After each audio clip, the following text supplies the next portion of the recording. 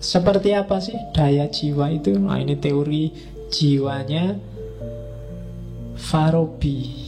Agak mirip dengan teori-teori jiwa yang kita temui dalam tradisi Neoplatonik. Yang pertama, rohanimu itu punya daya gerak. Jasmani itu kan hardware-nya, software-nya rohani. Dan software ini, daya pertama, kekuatan pertamanya adalah kekuatan menggerakkan. Menggerakkan untuk makan, menggerakkan untuk cari selamat, bergerak untuk berkembang biak. Itu daya jiwa. Dan itu otomatis kalian miliki, tidak perlu belajar. Sifatnya instinktif. Makan itu instinktif. Bayi baru lahir sudah punya insting untuk makan. Dia nggak perlu diajari, nggak perlu ibunya maksain ngasih makan. Dia sudah begitu mulutnya disentuh oleh makanan atau oleh apa ngomongnya ibunya itu, dia langsung ya. Jadi dia langsung bisa ngenyot, nggak perlu diajari bapaknya. Jadi otomatis langsung. Lo itu insting. Ya, dulu bapaknya juga insting juga, tapi nggak perlu. Itu daya gerak namanya. Itu otomatis, dorongan jiwanya otomatis. Kamu nggak pernah belajar kan yang cowok suka cewek, atau lihat itu kamu kepingin itu kan. Cuma itu sudah insting gitu. Itu lapar juga gitu. Makan itu kan dayanya, kalau ada makanan kamu pingin.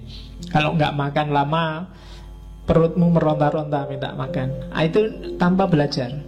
Gurumu nggak pernah ngajari, besok kalau sudah jam 12 siang kamu belum dikasih apa-apa, berarti itu namanya lapar, carilah makanan. Enggak, otomatis itu sudah. Kamu lapar ya nyari makan. Bayi itu kalau nggak dikasih makan mungkin megang apa dimakan, dibawa ke mulut. Itu insting. Termasuk untuk memelihara, menghancurkan, dan seterusnya. Itu banyak yang sifatnya instinktif.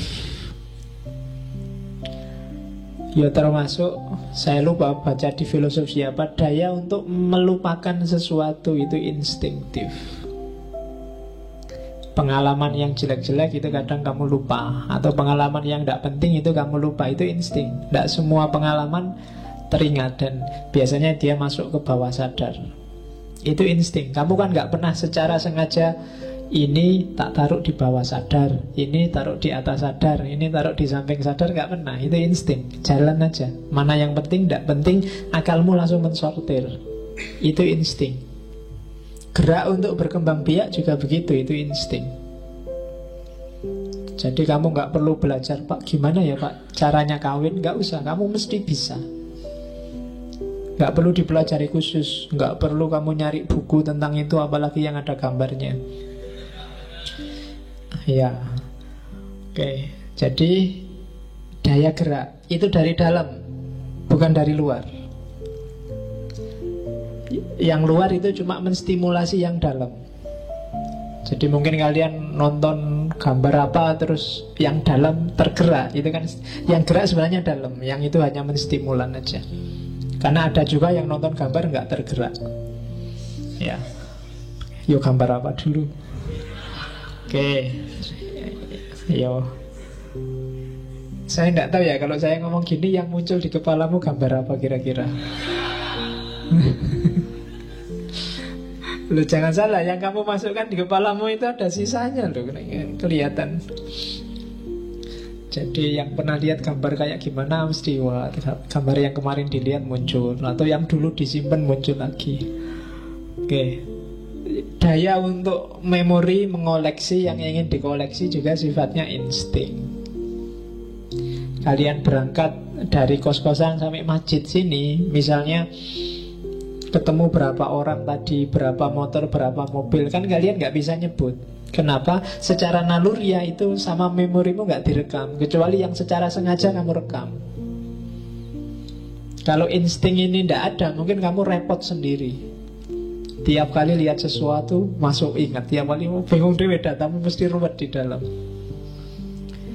Oke, makanya orang jenius itu kadang sumpek sendiri hidupnya.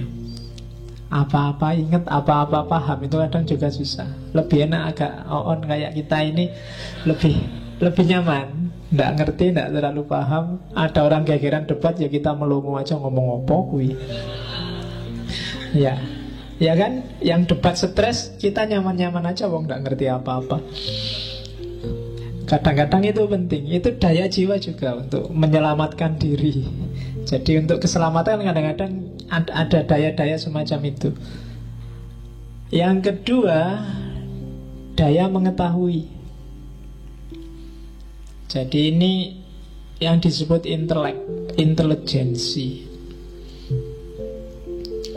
Jadi intelijensi itu kan isinya selain yang empiris sama yang rasional nanti daya berpikir itu masih ada naluri, ada intuisi, ada imajinasi dan lain sebagainya.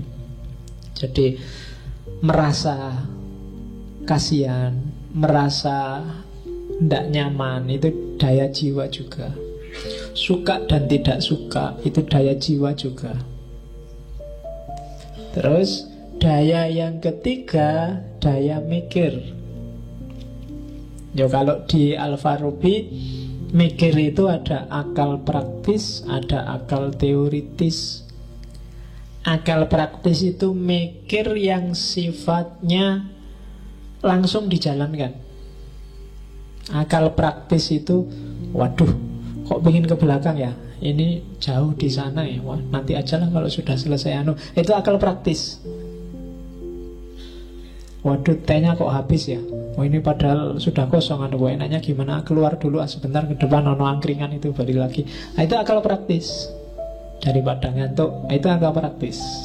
Mikir yang sifatnya hubungannya sama praksis, namanya akal praktis. Yang kedua ada akal teoritis.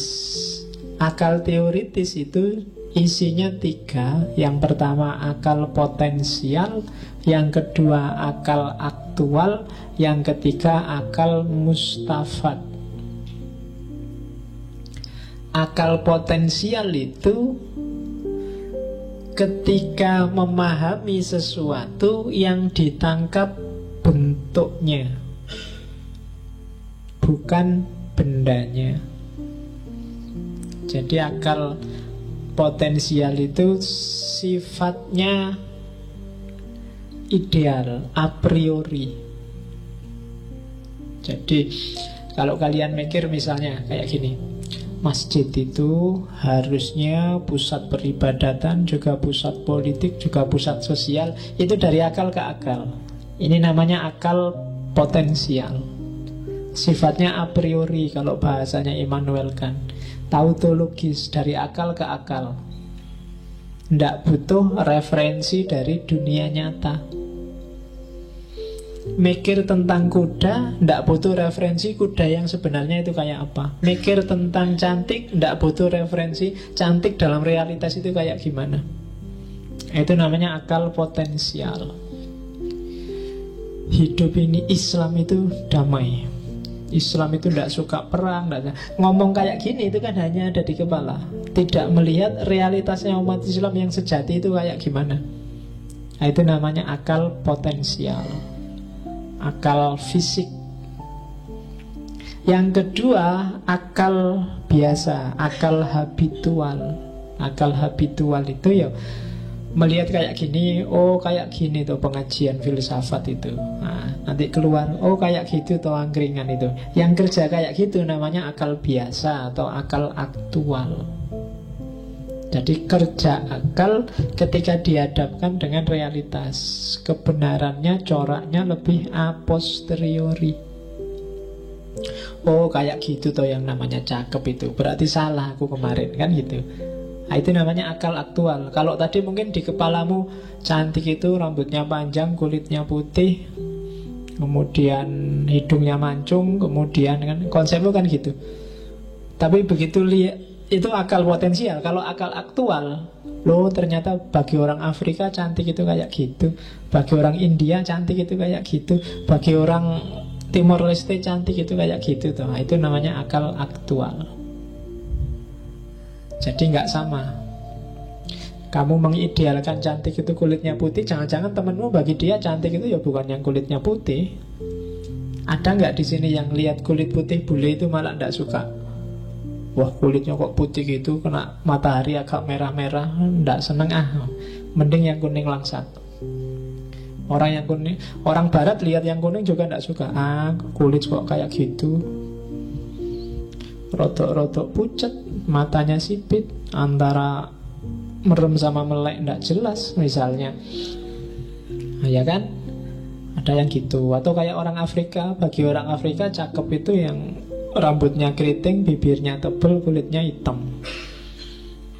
Oh, itu. Baju seksi dia tidak suka, sukanya baju yang longgar kayak daster.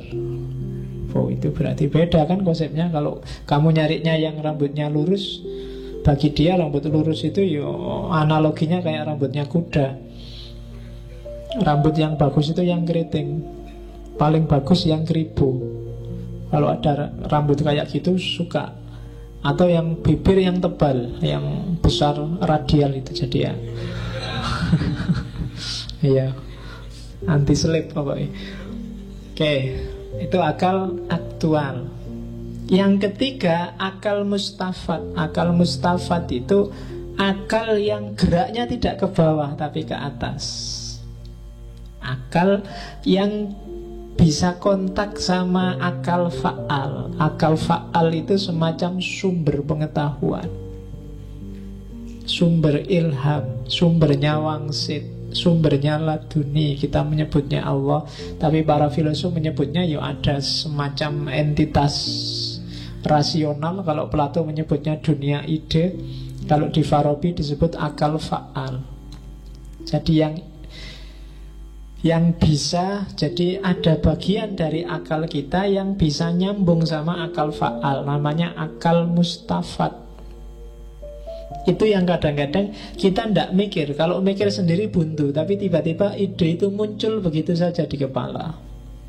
Nah, itu biasanya sumbernya akal fa'al. Akalnya namanya akal mustafat.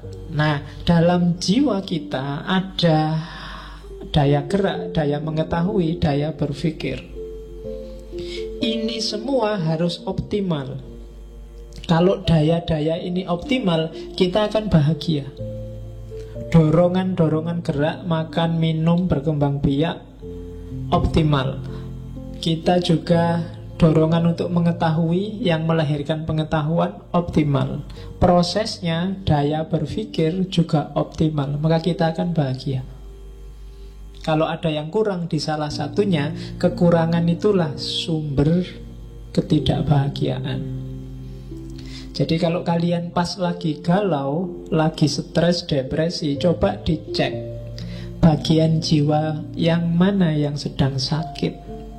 Daya gerakkah yang hubungannya sama insting, atau daya mengetahui hubungannya sama pengetahuan, atau daya berpikir hubungannya sama proses bernalar kita. Jangan-jangan kita salah mikir, jangan-jangan kita pengetahuannya yang keliru, atau jangan-jangan ada unsur-unsur instinktif naluriah yang tidak terpenuhi. Buktinya apa? Kalau kalian sedang lapar luar biasa kan terus galau, sumpek, atau salah definisi. Misalnya kalian menganggap teroris adalah santri yang ngaji filsafat, kemudian nggak lulus misalnya. Terus kalian merasa, wah aku ngaji filsafat dan nggak lulus, jangan-jangan aku teroris. Nah, itu salah definisi, pengetahuannya keliru. Yang ditabrak daya mengetahui. Dan yang ketiga daya berpikir. Jangan-jangan proses berpikirmu nggak pas. Itu urusan a priori atau a posteriori. Kan misalnya kamu punya rumus bahwa Islam itu agama damai, terus kamu lihat fakta bahwa ternyata kok banyak umat Islam yang ngamuan ya, banyak tawuran ya, itu kan tabrakan. Ditelusuri di mana, dan itu kan bikin galau. Nah, kalau kalian ngerti positioningnya kamu nggak terlalu galau. Islam agama damai itu kan levelnya akal potensial, ideal ada di kepala. Tapi dalam prakteknya mungkin tidak sejernih itu, sudah dipengaruhi macam-macam secara aktual. Kepastian benernya ya mari dikejar. Mungkin kadang-kadang kita juga butuh akal mustafat. Gimana sih inspirasi dari yang atas, ilham, wangsit, dan seterusnya. Nah, itu daya yang ada jiwa kita. Kontrollah daya-daya itu, maka hidupmu akan bahagia. Kuasai itu. Dengan menguasai ini, maka dimensi fisik akan ikut. Jadi ini asumsinya kayak Plato kemarin. Bahagia hidupmu itu kuncinya di jiwa. Kalau jiwanya beres, fisiknya juga beres.